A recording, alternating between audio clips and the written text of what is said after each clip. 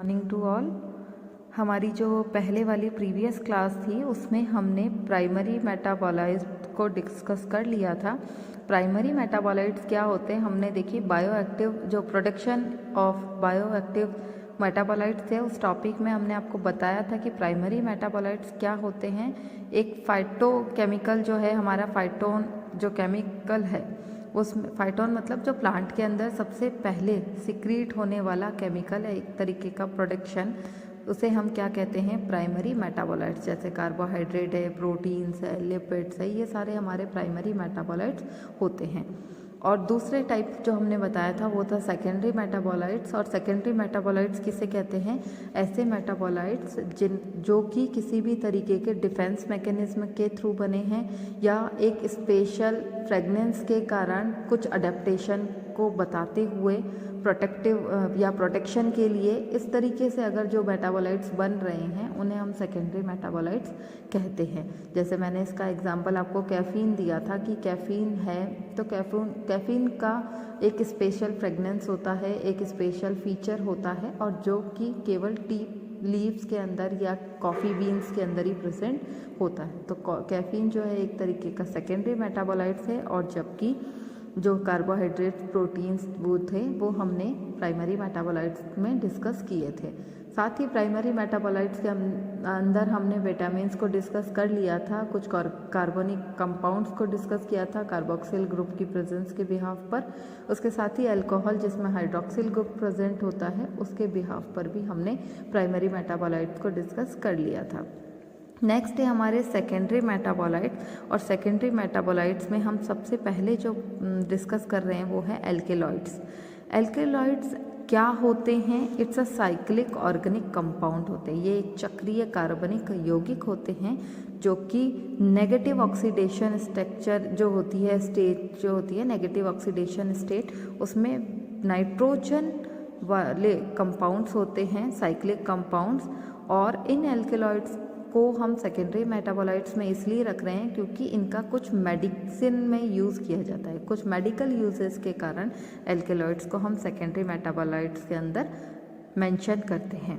जैसे यहाँ पर जो हम एक रे डायग्राम आपको दिख रहा है, ये एल्केलॉइड्स के बायोसिंथेसिस की प्रोसेस है जिसमें ट्रिप्टोफेन एल्केलॉइड से सरपेंटाइन का फॉर्मेशन किस तरीके से होता है हम उस मेथड पर बात कर रहे हैं। देखिए ट्रिप्टोफेन जो कि एक साइक्लिक ऑर्गेनिक कंपाउंड है, ये ट्रिप्टोफेन डीकार्बोक्सिलेज TDC जिसे हम बोलते हैं उसके साथ रिएक्शन करता है। अभी के एक दो टॉपिक जो हैं वो आपके बायोकेमिस्ट्री से रिलेटेड हैं, इसलिए आपको ये as it is ray diagram और इनका जो भी स्ट्रक्चर है, एरोमेटिक स्ट्रक्चर जो भी है वो आपको एज इट इज़ लर्न करना पड़ेगा। तो ट्रिप्टोफेन डीकार्बोक्सिलेज एंजाइम के थ्रू एक्टिविटी करता है, रिएक्शन करता है, TDC जिसे बोला जाता है, और ट्रिप्टोमाइन बनाता है।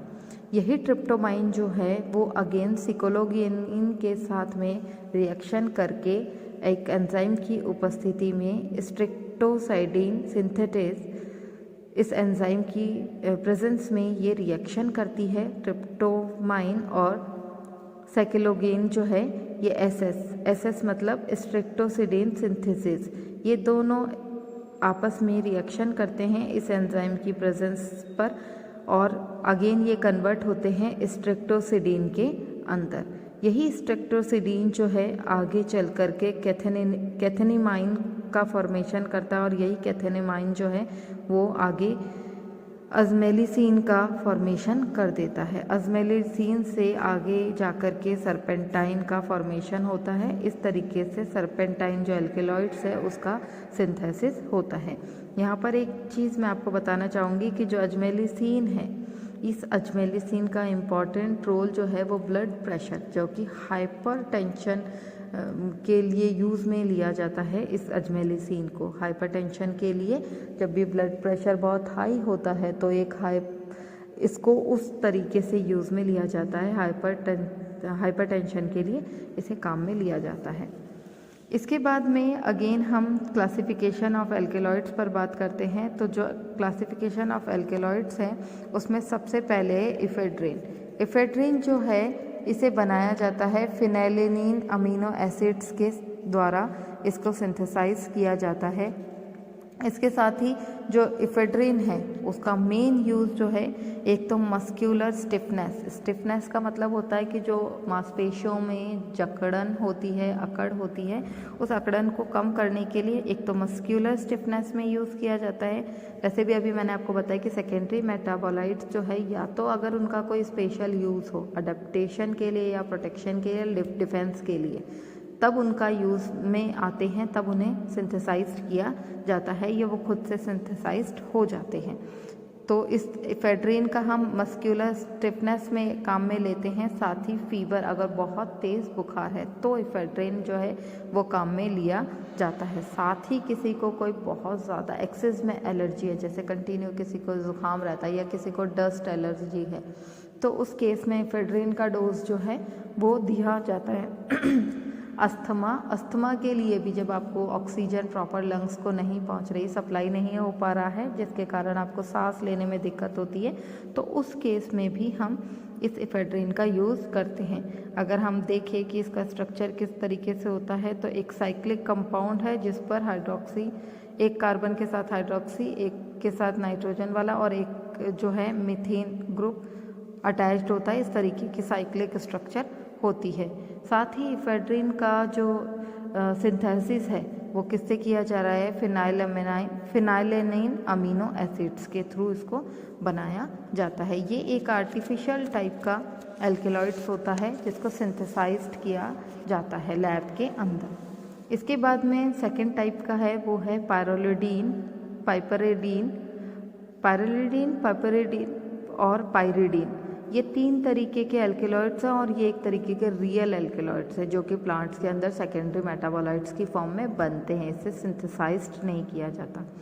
और इसके साथ ही ये स्पेशली टबैको एल्केलॉइड्स के नाम से जाने जाते हैं। ये टबैको, क्योंकि टबैको के अंदर निकोटिनिक एसिड प्रेजेंट होता है और उसके कारण ये जो है इस तरीके के एल्केलॉइड्स का फॉर्मेशन होता है और ये एक तरीके के रियल एल्केलॉइड्स होते हैं। तो टबैको एल्केलॉइड्स जिसमें निकोटिनिक एसिड्स और उनके डेरिवेटिव्स में ये प्रेजेंट होते हैं।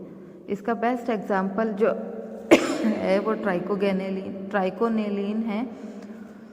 साथ ही ये पायरोलिडीन की स्ट्रक्चर है। ये पायरोलिडीन है, ये पायरिलिडीन है और ये पायरिडीन है, जिस पे नाइट्रोजन फ्री जो मॉलिक्यूल है फ्री न्यूक्लियाई के साथ में प्रेजेंट होता है। साथ ही ये निकोटीन का स्ट्रक्चर है और ये ट्राइकोगोनेलिन का स्ट्रक्चर है। स्ट्रक्चर आपको एज इट इज़ याद रखना है, बायोकेमिस्ट्री है इसलिए इस टॉपिक को एज इट इज़ ही आपको लर्न करना पड़ेगा। इसके बाद है ट्रोपेन एल्केलॉइड्स जो है वो ज़्यादातर सोलेनेसी फैमिली के अंदर ये प्रेजेंट होता है। जैसे सोलेनेसी फैमिली आपको पता होगा, ब्रिंजल वगैरह, ये सारे सोलेनेसी फैमिली के अंदर ही हैं। इसके साथ सोलेनेसी फैमिली में ये जो एल्केलॉइड्स होता है ये एट्रोपिन और हायोसिन, ये इसकी बेस्ट एग्जाम्पल है। साथ ही हम ये कह सकते हैं कि अगर आपने धतूरा सुना है तो वो धतूरे से जो एल्केलॉइड्स मिलता है वो ट्रोपेन टाइप का एल्केलॉइड्स ही होता है। इसके साथ इसकी जो स्ट्रक्चर होती है वो इस तरीके की होगी कि जो 5 हमारा है उसके साथ नाइट्रोजन पार्ट और नाइट्रोजन के साथ ऑक्सीजन, और ये इस तरीके के ये कंपाउंड जो हैं ये कनेक्टेड होते हैं। और क्योंकि एल्केलॉइड साइक्लिक कंपाउंड होता है तो इसका स्ट्रक्चर जो है वो इस तरीके से आपको दिखाई देगा। एल्केलॉइड्स जो है सेकेंडरी मेटाबोलाइट्स के केस में आपको 2 से 3 एल्केलॉइड्स के बारे में पूछा जाता है या फिर उसकी स्ट्रक्चर पे बात की जाती है। क्वेश्चन जो बनता है उनके स्ट्रक्चर पे क्वेश्चन बनता है, तो आपको इनकी स्ट्रक्चर जो है वो एज इट इज़ ही लर्न करना पड़ेगा। आज की क्लास के लिए इतना ही। नेक्स्ट टॉपिक हम कल की क्लास में डिस्कस करेंगे।